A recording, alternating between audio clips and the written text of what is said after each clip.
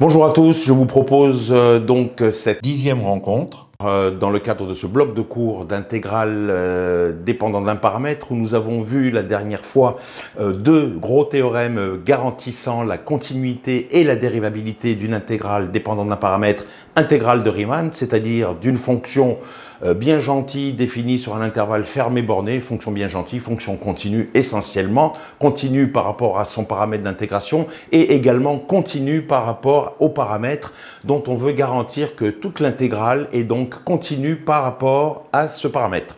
Nous avions également vu les conditions de dérivabilité d'une telle intégrale et donc aujourd'hui nous allons procéder à une généralisation lorsque les bornes d'intégration dépendent justement du dit paramètre petit x. Allons-y sans plus tarder. Théorème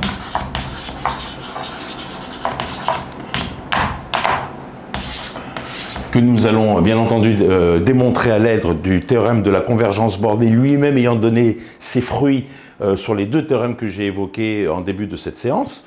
Donc on considère soit grand F, une fonction définie de I inclus dans R jusqu'à R et à valeur dans grand R définie par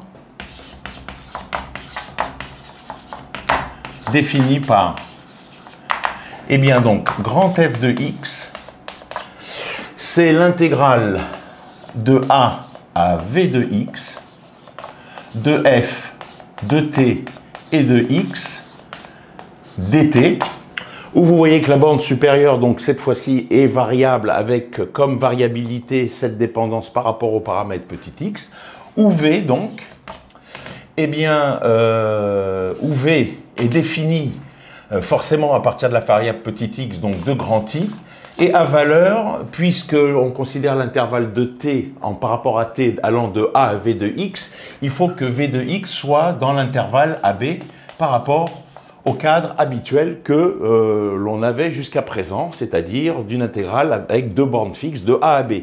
Donc il faut bien que v de x vive dans cet intervalle AB, là où on va supposer les bonnes propriétés sur petit f pour la continuité de grand F et pour sa dérivabilité. Alors, donc V est une fonction donc définie de I dans AB. Alors, première partie de ce théorème, si petit f est continu par rapport, comme la dernière fois, par rapport à chacune de ces variables,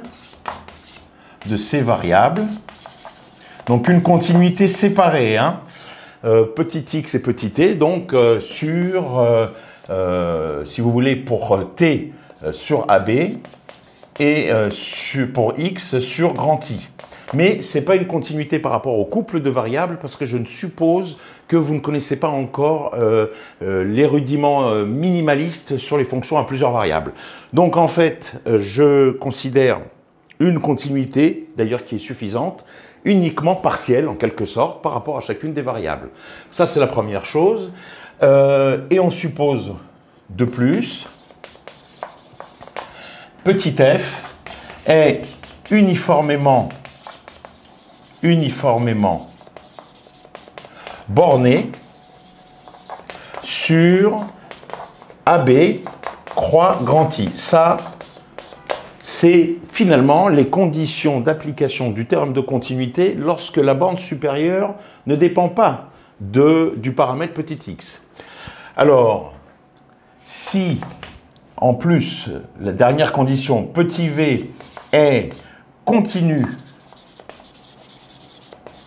comme fonction définie de grand I à valeur dans AB, donc sur grand I, alors,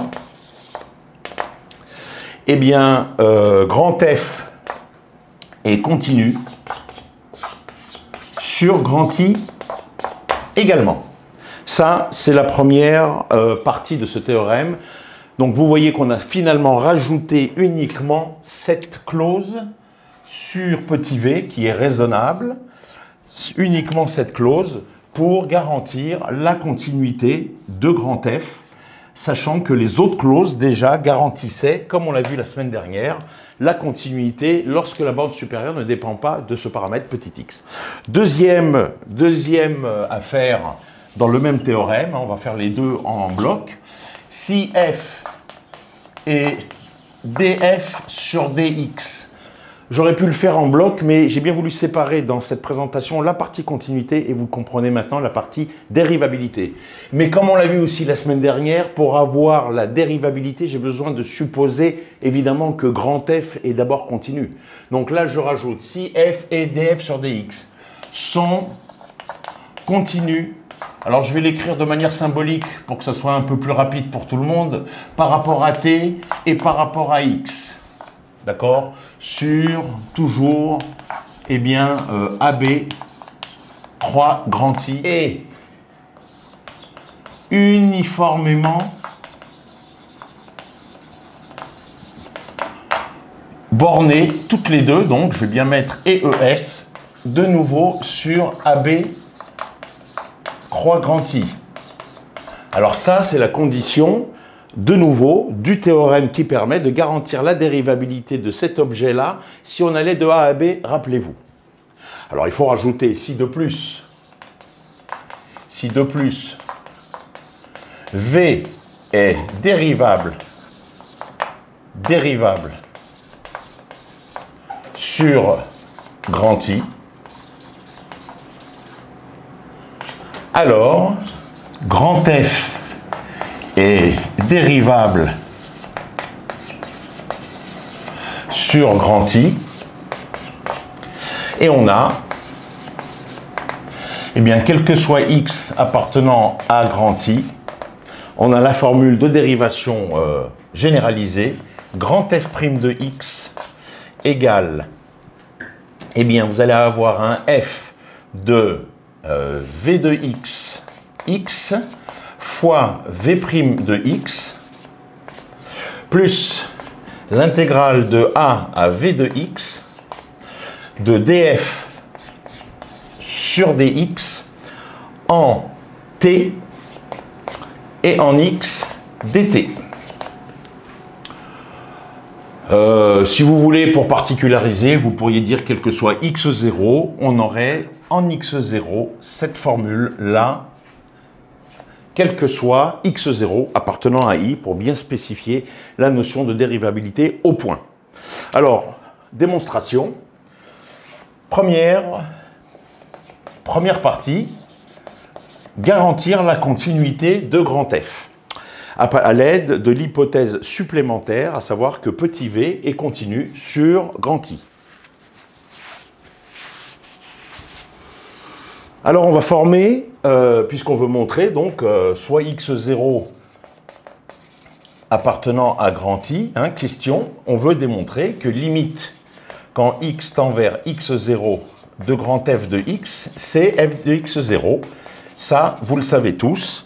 Et comme on dispose maintenant des premiers théorèmes de la semaine dernière sur la continuité de grand F, lorsque la borne supérieure ne dépend pas du paramètre petit a, on n'est pas obligé de revenir à l'homme de Cro-Magnon, c'est-à-dire le théorème de la convergence bornée, mais capitaliser ce théorème, aussi bien pour la continuité, comme on va le voir tout de suite, que dans la deuxième partie, pour la dérivabilité. Autrement dit, je vais former f de x moins f de x0, puisque c'est bien cela dont je veux montrer que cette différence tend vers 0 quand x tend vers x0. Alors ça, par définition, c'est somme de a à v de x, de f de t et de x dt, moins somme de a à v de x0, de f de t et de x0 dt. Donc je vais forcer l'écriture pour quelque part défaire la double dépendance vis-à-vis du paramètre petit x en écrivant que c'est somme de a à v de x0, de f de t et de x dt, plus somme de v de x0 à v de x, de f de t et de x dt. Et puis il me reste le terme somme de a à v de x0, de f de t et de x0 dt. Alors en faisant cette séparation entre la dépendance vis-à-vis du paramètre x dans l'intégrande et sur la borne supérieure, remarquez exactement ce que l'on a. Du coup, ici, on a quelque chose de la forme, l'intégrale de a à c, évidemment, ce n'est pas b, mais de a à une constante qui ne dépend plus, donc de x, avec ici l'intégrale qui dépend d'un paramètre, l'intégrande qui dépend du paramètre petit x.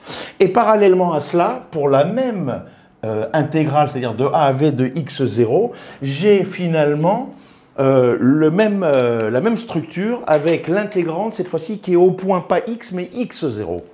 Alors là, on a exactement le cadre de la semaine dernière, et on va pouvoir, pour cette différence-là, vu les conditions de continuité que je suis en train d'effacer et d'uniformité, de bornitude uniforme de petit f, grâce au théorème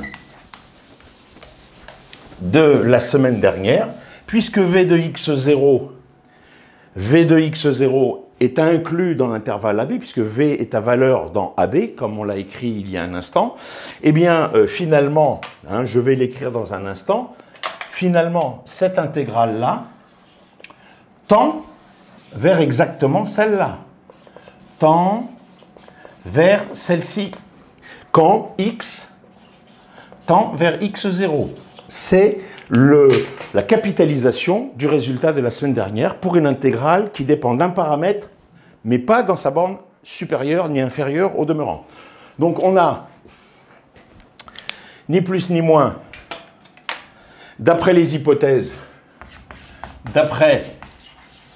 premièrement, eh bien on peut écrire que limite quand x tend vers x0 de l'intégrale de a à v de x0 de f de t et de x dt, ça c'est ni plus ni moins que l'intégrale de a à v de x0 de f de t et de x0 dt. Je vais dire l'implication. Premier théorème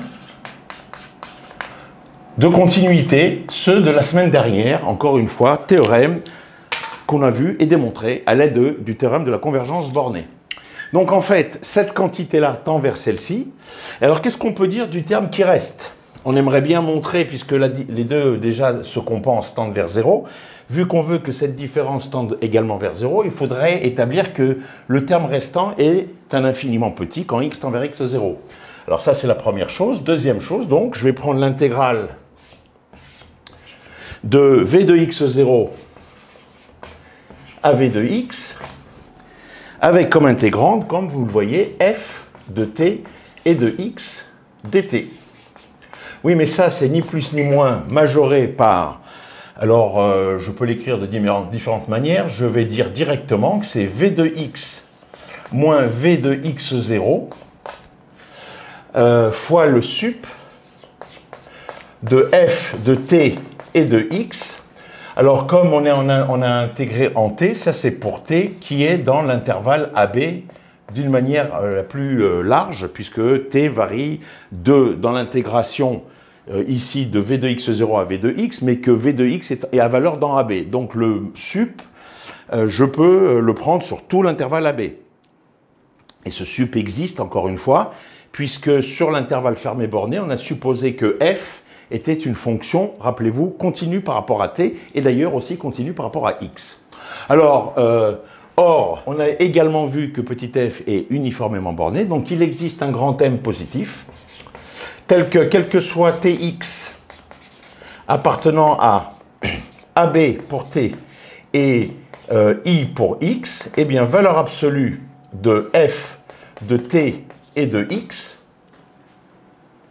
f de t et de x inférieur ou égal à grand M. Donc si pour tout t et pour tout x, vous avez cette bornitude uniforme, le sup qui est ici, en t, on pourrait prendre d'ailleurs en t comme en x, mais enfin là c'est le en t, a fortiori ce sup reste inférieur ou égal à m. On en déduit donc très simplement que l'intégrale de v de x0 à v de x de f de t et de x dt est inférieur ou égal à grand M v de x moins v de x0. Alors vous voyez que à partir de là, eh bien, il nous reste une dernière argumentation à mettre en œuvre pour montrer que cette intégrale tend vers 0 par toujours le lemme du sandwich, le lemme des gendarmes, celui que vous voulez. Si cette quantité-là tend vers 0, alors celle-ci étant positive ou nulle, va également tendre vers 0, bien évidemment. Or, dernier or, V est continu sur I. Donc ça va me dire notamment que la limite quand x tend vers x0 de v de x, c'est v de x0. Autrement dit, le membre de droite qui est ici tend bien vers 0 quand x tend vers x0. Et donc, si cette quantité-là, par différence, on vient de voir, tend vers 0, ça c'est la continuité obtenue par l'intégrale dépendante d'un paramètre intégral de borne indépendante du paramètre. Et si par ailleurs ce terme subsidiaire tend vers 0 comme on vient de l'établir, eh bien donc on obtient ni plus ni moins, je vais l'écrire ici, que limite de grand F de x quand x tend vers x0 égale f de x0. On obtient bien que la fonction grand F, cette fois-ci, encore une fois, dépendant du paramètre dans sa borne supérieure, est aussi une fonction continue, dès lors, finalement, que la fonction dépendante de ce paramètre comme borne supérieure est elle-même une fonction continue. Donc, deuxièmement, dérivabilité de petit f, dérivabilité de grand F, dérivabilité de grand F. Alors, on va écrire f de x de nouveau pour séparer les problèmes, puisqu'on a un double problème de dépendance. C'est l'objet de cette généralisation, comme je l'ai rappelé un certain nombre de fois. Donc, normalement, grand F de x, hein, c'est l'intégrale de a à v de x, de f de t et de x dx. dt, pardon. Et donc, la problématique, encore une fois, c'est cette double dépendance par rapport à x. Donc, on a envie de dire, si on voulait se ramener au cadre des théorèmes de dérivation première couche, où la borne supérieure ne dépend pas du paramètre, alors un cadre comme celui-là, magnifique, on sait faire. Alors évidemment, je vais dire plus l'intégrale de v de x0, et si je mets v de x, alors si je remets maintenant f de t et de x, le problème que j'avais ici, je le récupère ici, entre non plus a et v de x, mais entre v de x0 et v de x. Donc je vais dire que c'est f de t et de x0 dt. Alors là, du coup, j'ai qu'une dépendance par rapport à la borne supérieure. Alors vous allez me dire, oui, mais qu'est-ce qui reste? Eh bien, qu'est-ce qui reste? Il reste plus l'intégrale. Alors là, on allait de a à v de x0, donc il faut aller de v de x0 à v de x. Évidemment, j'ai f de t et de x qui me manque par rapport à la première expression. F de t et de x, oui, mais en même temps, j'ai introduit cette quantité-là que je n'avais pas. Donc, moins f de t et de x0 dt.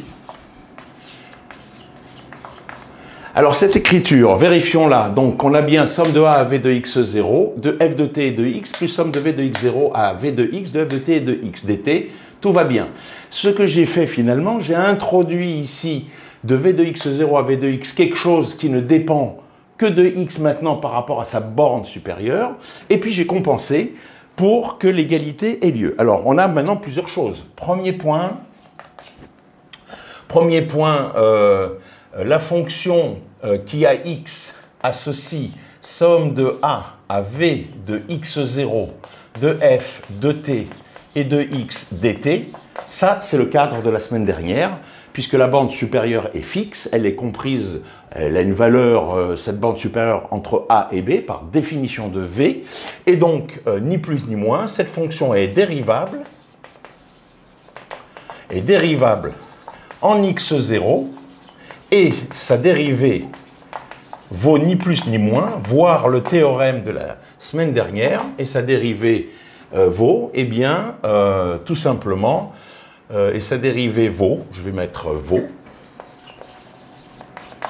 en x0, somme de a à v de x0 de df sur dx en t et en x0 dt.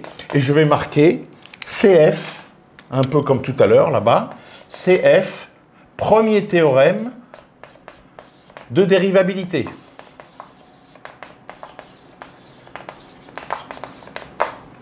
Très bien. Donc ça, c'était bien le but du jeu, c'est à partir de là d'avoir, encore une fois, séparé, découplé en quelque sorte cette dépendance par rapport aux paramètres. Donc là, on est bien pour cette quantité-là.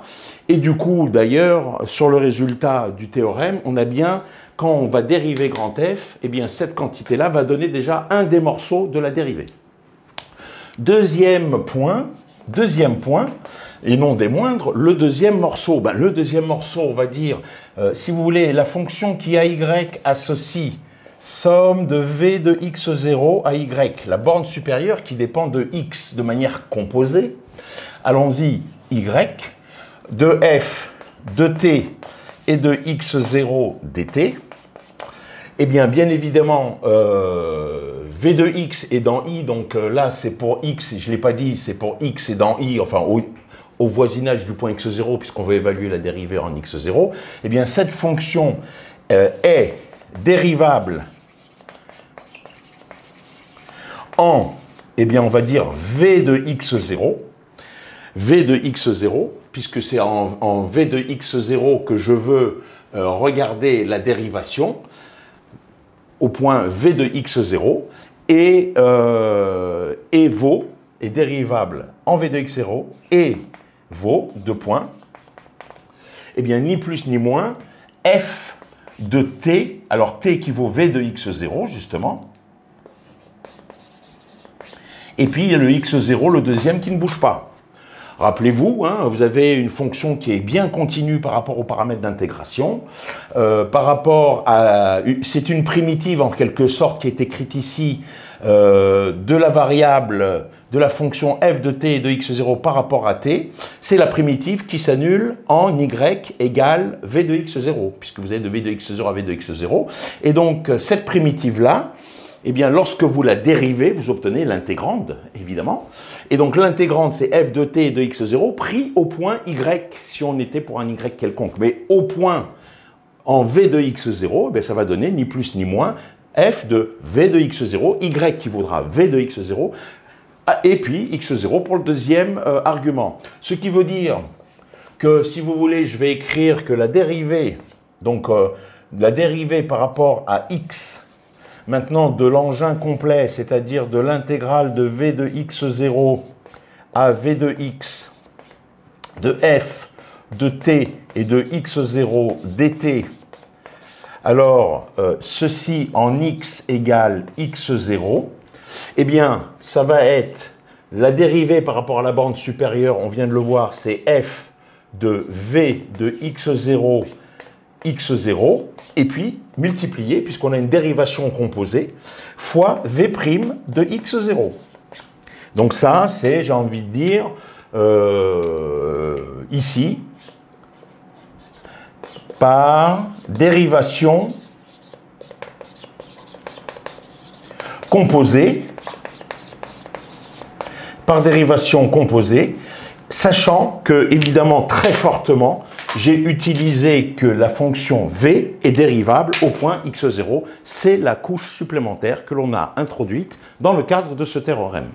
Donc le deuxième point, c'est finalement la fameuse, on va dire, primitive d'une fonction ou l'intégrale d'une fonction qui dépend de sa borne supérieure, sachant que le gain important, comme je vous l'ai dit ici, l'intégrand ne dépend plus de la variable de dérivation. C'est ce qui nous permet finalement de nous ramener à un résultat, on va dire, de terminale ou de première année d'université.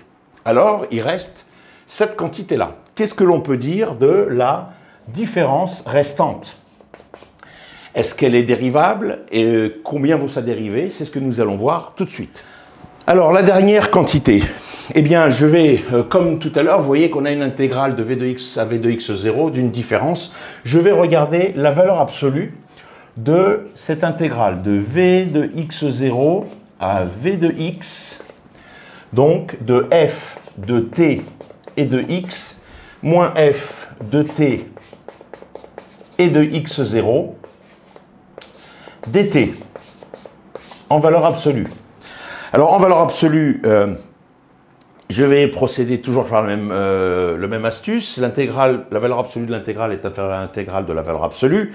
Et donc je vais avoir un v de x moins v de x0 en valeur absolue. D'ailleurs, je ne l'ai pas très mentionné précédemment, voilà, c'est encore ici. Comme je ne sais pas comment v de x se situe par rapport à v de x0, c'est pour ça que je n'écris pas v de x moins v de x0, mais v de x moins v de x0 en valeur absolue. Sinon, on aurait en possibilité potentielle, c'est le cas de le dire, une quantité négative dans la différence. C'est pour cela qu'il convient d'écrire la valeur absolue de cette différence. Alors, ici, il va y avoir de nouveau le sup de la valeur absolue de cette différence, donc de f de t de x moins f de t et de x0. Et évidemment, là, c'est pour t entre v de x0 et v de x, mais d'une manière plus exhaustive pour t compris entre a et b. Et donc, là, on sait que v continue, donc cette quantité-là tend vers 0. Donc là, qu'est-ce qu'il en est? Eh bien, on va regarder d'un peu plus près pour spécifier le comportement du sup de cette différence. La remarque importante, c'est de constater qu'il s'agit d'une différence pour deux valeurs de la variable x, l'une x0 et l'autre x.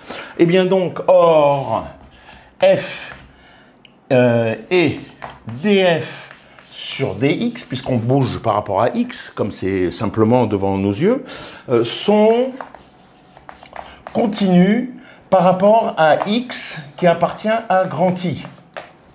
Donc ça veut dire que par les accroissements finis, par le théorème des accroissements finis,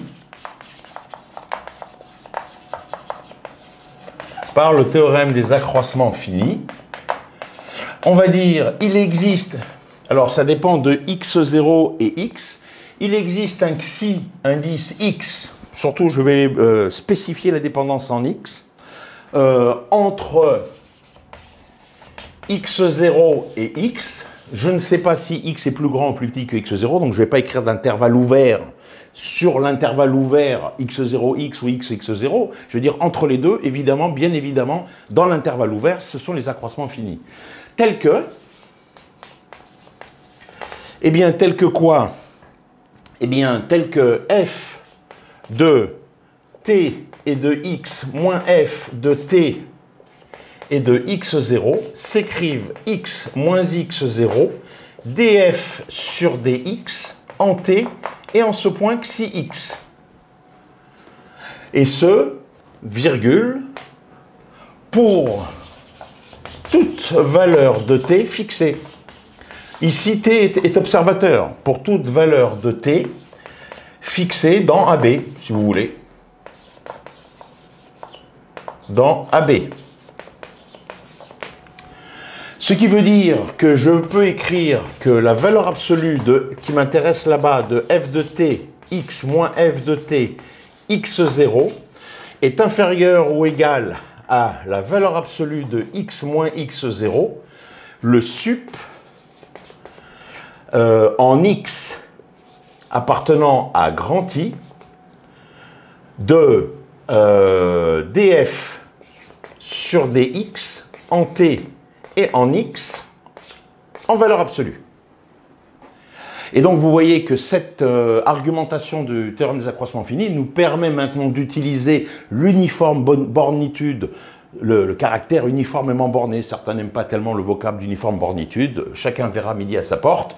Le fait que df sur dx est uniformément borné en t et en x. Or, il existe un m' positif tel que quel que soit tx appartenant, alors t est dans AB, x est dans I, tel que, eh bien, valeur absolue de df sur dx en t et en x soit inférieure ou égale à ce m'.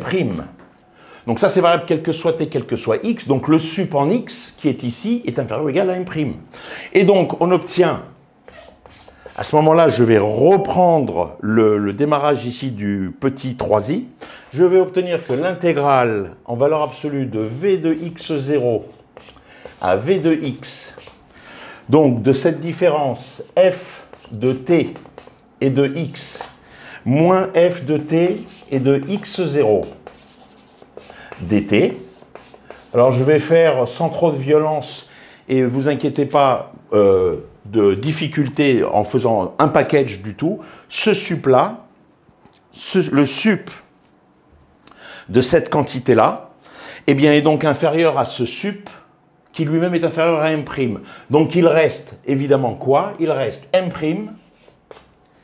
hein, puisque ça j'ai rappelé tout à l'heure, pour tout x fixé dans l'intervalle grand I, pour tout t fixé dans l'intervalle AB, je peux écrire cette quantité-là. Or là, j'ai besoin de regarder le sup de cette quantité, et le sup de cette quantité est inférieur à m', valeur absolue de x moins x0. Donc il reste valeur absolue donc de, on va dire, x moins x0, valeur absolue de v de x moins v de x0. Je répète, hein, j'ai fait plusieurs opérations en même temps, mais je suis sûr que vous allez suivre. Ici, j'ai cette uniforme bornitude de la dérivée partielle première par rapport à x de petit f. Donc ici, je peux dire que cette différence en valeur absolue est inférieure à m', valeur absolue de x moins x0. Et donc, ça c'est vrai, quel que soit t, quel que soit x, chacun vivant dans son lieu de résidence, si je puis dire. Et donc, le sup qui est ici de cette différence est également inférieur ou égal à m', valeur absolue de x moins x0. Alors ici, maintenant, c'est le dernier point. Qu'est-ce que l'on comprend de cette inégalité? Comment peut-on interpréter cette inégalité pour conclure, sachant que je suis en train d'effacer avec les trois arguments que nous avons mis en place, le résultat va tomber maintenant au dernier détail près concernant le comportement de cette inégalité, parce qu'il y a ici quelque chose d'important à préciser. En général, dans les ouvrages, on ne précise pas la chute concernant cette inégalité est immédiate, normalement, pour la majorité d'entre vous, et pourtant, il n'en est rien. Donc, je vais décortiquer un tout petit peu cette inégalité en termes d'interprétation. Regardez, ça veut dire ni plus ni moins. Ça veut dire ni plus ni moins que l'intégrale donc de v de x0 à v de x de cette différence, donc de f de t et de x, moins f de t et de x0 dt, eh bien si je la divise par valeur absolue de x moins x0, c'est inférieur ou égal ni plus ni moins à ce m', v de x moins v de x0. Et donc, comme v est continu, eh bien, on a cette quantité-là qui tend vers 0 quand x tend vers x0. Ça, c'est v est continu en x0 notamment. Ce qui veut dire que l'intégrale de v de x0 à v de x, alors là c'est l'occasion pour certains d'entre vous de le comprendre plus explicitement qu'habituellement, eh bien dire que ce quotient tend vers 0, puisque vous voyez que le membre de droite tend vers 0, rebolote le lemme du sandwich, des gendarmes, celui que vous voulez, ça on va dire que c'est ni plus ni moins un petit taux de x moins x0. C'est la définition d'un petit taux au voisinage de x0. C'est-à-dire que lorsqu'on divise par x moins x0, le quotient tend vers 0. C'est la définition de la notation de Landau. Si on avait, en divisant par x moins x0 au carré, on dirait que c'est un petit taux de x moins x0 au carré. C'est-à-dire que le numérateur ramené à x moins x0 puissance 2 tend vers 0. Quand x tend vers x0, c'est de nouveau la notation de Landau. Alors ça veut dire quoi? Eh bien, regardez, je vais appeler cette fonction-là, cette valeur absolue-là, je vais l'appeler phi de x. On va l'appeler phi de x. Finalement, on a une fonction phi qui va de grand I à valeur dans R, on pourrait même dire dans R+, si vous voulez, puisque c'est une valeur absolue, qui à x associe phi de x avec satisfaisant. Eh bien, il y a deux propriétés. Première propriété, ça c'est l'inégalité interprétée de tout à l'heure. Phi de x est un petit taux de x moins x0. Deuxième propriété, phi de x0, phi de x0, eh bien écoutez, c'est 0, quoi, il n'y a pas grand-chose à dire. Et donc, je voudrais, rappelez-vous, montrer que cette quantité-là, qui est le terme hors valeur absolue, est dérivable. C'était le troisième terme dans l'écriture de grand F de x. On en avait traité deux. Je vous rappelle qu'on est dans le point 3i. Eh bien, pour cette fonction phi, si je veux regarder si cette fonction phi qui vérifie ces deux propriétés plutôt que de me transporter toute l'écriture de phi de x qui ne présente aucun intérêt parce que les deux propriétés ici me suffisent. Je veux finalement établir que phi est dérivable et si elle l'est, quelle est sa dérivée? Eh bien donc je dois écrire que la limite quand x tend vers x0 de phi de x moins phi de x0, lorsque je rapporte cela à x moins x0, je vais voir si cette limite est finie. Et donc là, on dira que phi est dérivable et on aura la valeur de cette dérivée. Mais on vient de le voir à l'instant, phi de x0 est nul. Donc en fait, cette limite de ce taux d'accroissement, c'est ni plus ni moins la limite quand x tend vers x0 de phi de x sur x moins x0. Je peux l'écrire encore si vous voulez, c'est la limite quand x tend vers x0 de cette fonction de x qu'on ne connaît pas, mais donc on sait c'est un petit taux de x0. C'est un petit taux de x moins x0. Je répète, or phi de x, c'est un petit taux de x moins x0. C'est la traduction en termes de notation de Landau de cette inégalité. Ben, écoutez, ça par définition, c'est 0. Par définition, j'ai suffisamment insisté. Ça, c'est par définition de la notation de Landau. C'est la notation de Landau qui nous garantit cela. Autrement dit, cette quantité-là étant un petit taux de x moins x0, premier résultat est évidemment dérivable. Et deuxièmement, sa dérivée au point x0, c'est 0. Ce qui permet de conclure, en rassemblant les trois briques, petit i, 2i et 3i, le 3i donne une dérivabilité existante à 0. Le petit i donne l'intégrale de a à v de x0 de df sur dx en t et en x0 dt. C'est l'intégrale dépendant d'un paramètre de la semaine dernière. Et puis le terme complémentaire qui justement prend en charge la dérivation vis-à-vis de la borne supérieure, et bien donc par dérivation, c'était le point 2i, c'est f au point v de x0, x0 fois v' de x0, c'est la dérivation composée. Nous avons terminé la démonstration de ce théorème. Alors, pour terminer, une généralisation que vous démontrerez totalement analogue à ce que je viens de faire ici. Donc, généralisation et résultat final de ce chapitre, généralisation. Alors, on suppose... Alors, je vais l'écrire en bloc et vous allez tout de suite comprendre de quoi il s'agit. On suppose que f et df sur dx sont continus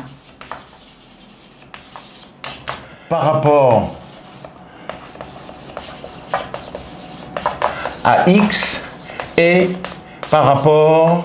Je l'écris de cette manière-là pour bien insister que ce n'est pas une continuité par rapport au couple, par rapport à t, entre parenthèses, tx appartient toujours sur l'intervalle AB, croix grand I. De plus, f et df sur dx sont uniformément borné toujours sur AB, croix grand I. Et enfin, si de plus, U et V définies sont deux fonctions définies de grand I à valeur dans AB,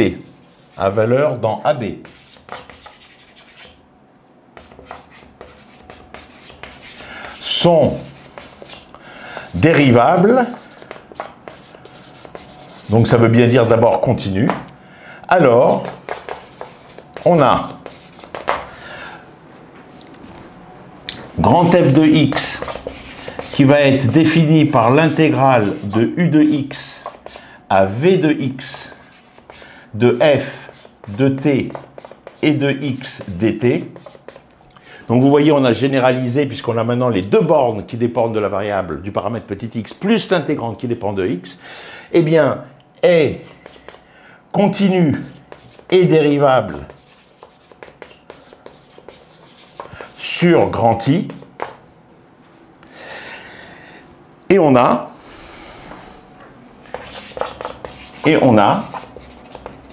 eh bien, grand f' de x égale, eh bien, on va dire f, donc, de v de x et de x fois v' de x, moins ce qui se passe à la bande inférieure, et ça, vous le savez,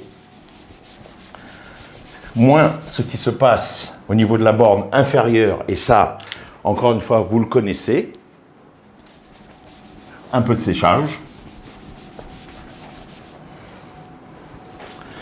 moins f, donc de u de x et de x fois u' de x, plus l'intégrale de u de x à v de x, de df sur dx en t et en x dt.